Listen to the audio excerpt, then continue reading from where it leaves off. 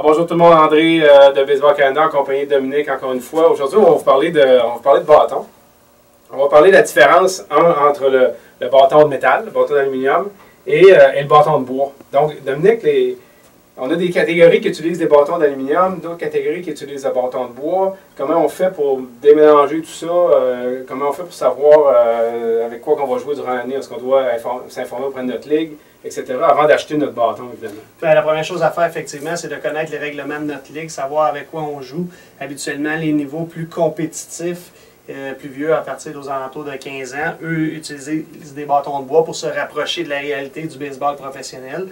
Et puis les niveaux inférieurs, habituellement, ils vont plus avec un bat d'aluminium. Alors, ça dépend des ligues, ça dépend des provinces. Donc, c'est important d'aller vous informer, savoir vraiment dans quoi vous embarquez avant de dépenser des sous. Parce que si vous ne savez pas, un bâton de ce type-là, c'est quand même plusieurs centaines de dollars. Donc, avant de vous investir, assurez-vous de choisir le bon outil.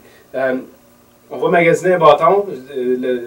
Disons que je m'en vais magasiner avec mon fils, ou tu s'en vas magasiner avec ton fils, ou les gens à la maison qui l'ont fait vont au magasin puis on va essayer le bon bâton. C'est quoi le meilleur truc pour savoir que le poids du bâton, qui est indiqué sur le bâton ici, donc il est toujours indiqué sur le bâton, on parle d'ici, la longueur est indiquée 32 pouces, et on parle de bâton de celui-ci de 27 onces. Comment on fait pour savoir si c'est le bon poids pour la force physique de notre enfant?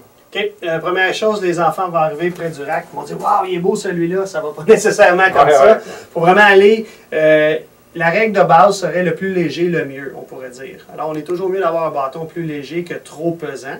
L'objectif, dans le fond, c'est d'amener le bâton dans une des prises. Le plus rapidement possible. Exactement. Alors, souvent, on voit des jeunes qui n'ont pas le bon bâton, et puis lorsqu'ils s'élancent, par exemple, on va voir la grosse partie du bâton qui va tomber, ce qui fait que ça nous donne des mauvais élans, l'épaule tombe, etc.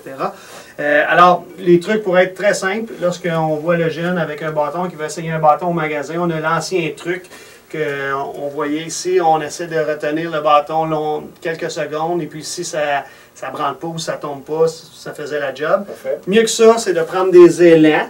Alors, encore une fois, si on voit que le bâton ne tombe pas et l'épaule ne tombe pas, ça risque d'être un bon bâton. On a aussi le truc qu'on part notre élan, on l'arrête rapidement au point d'impact. Si nos mains continuent ou le bâton tombe, donc c'est évidemment un bâton qui est trop lourd, puis le jeune n'aura pas de succès. Donc, en fait, si vous allez au magasin essayer différents types de bâtons, ayez pas peur de les essayer. Évidemment, vous ne frappez personne autour, puis vous ne pourrez pas frapper de balle au magasin, mais assurez-vous de prendre quand même des élans, assurez-vous de le faire de façon sécuritaire, puis d'essayer justement d'arrêter notre élan. Comme tu as mentionné à la fin, je pense que c'est un super bon truc.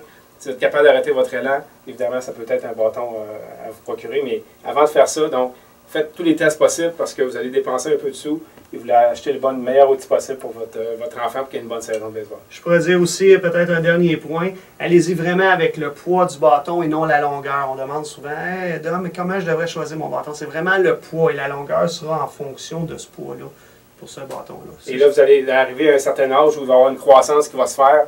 On va voir des gens qui vont être plus forts, plus grands, plus pesants. Ils vont être capables de manipuler un bâton plus lourd. Évidemment, vous avez besoin de changer à ce moment-là. Tout à fait. C'est comme ça. Merci tout le monde. Merci.